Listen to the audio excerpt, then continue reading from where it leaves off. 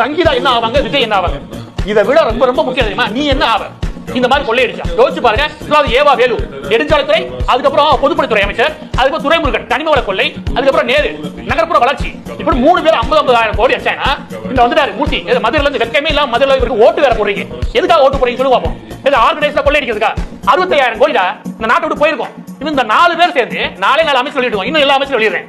இந்த 4 அமைச்சர் சேர்ந்து அடிச்சு கொள்ளப்பட்ட 2 லட்சம் கோடிக்கு மேலனா அதுல பாதி அளவு எப்படியும் ஸ்டாலின் கொடுத்து போயிருக்கும். 1 லட்சம் கோடி அவருக்கு இருக்குமா? எல்லா பேரும் சேர்ந்து காசை கொள்ளையடிச்சு துபாய் போன்ற வெளிநாட்டுக்கு அனுப்ப போறாங்க. ஹவாலா மூலமா அனுப்பிடுவாங்க. நீ என்ன பண்ணுவ? நக்கிட்டு போயிடும் நாடு. இத பத்தி பேசுறானா எந்த மீடியாவும் பேசுறது இல்ல. மக்களுக்கு என்னன்னா அடுத்தவங்களை பத்தியே பேசி ஒரு சுவாரஸ்யம் தெரிய பழகிடுச்சு. இதனால ஏதாவது பிரயோஜனம் சொல்லுவோம். 10 பைசா பிரயோஜனம் கிடையாது. 10 பைசாக்கு பிரயோஜனம் ஒரு விஷயத்தை பேசிட்டீங்க. நீ பேச வேண்டிய திருத்த வேண்டிய விஷயம் இருக்குது. அதுல கவனம் செதறி இந்த பக்கம் திருப்பி திமுக எவ்வளவு பெரிய ராஸ்கலா இருப்பான். அவன் பண்றதே திமுக நான் சொல்றேன். ஆனா நீ விழிப்புணர்வு ஆக வேண்டியது. இதுக்கு மேல நீங்க விட்ட அடுத்த 5 வருஷம் 10 லட்சம் கோடி கடன் ஆயிட்டு எல்லாம் ஓடி போய் இவன் பிள்ளை குட்டி இவட பேர பிள்ளைலாம் இங்கே இல்ல. எப்ப நீங்க இருக்கவும் மாட்டான். எல்லாம் டிஸ்டர்ப் ஆயிடுவா. எல்லாம் வெளியே போயிடுவாங்க. ஏன்னா காசு அடிச்சு வெளியே குமிச்சு வச்சாங்க. நீ இந்த நடுத்தருக்கு வரப்போற.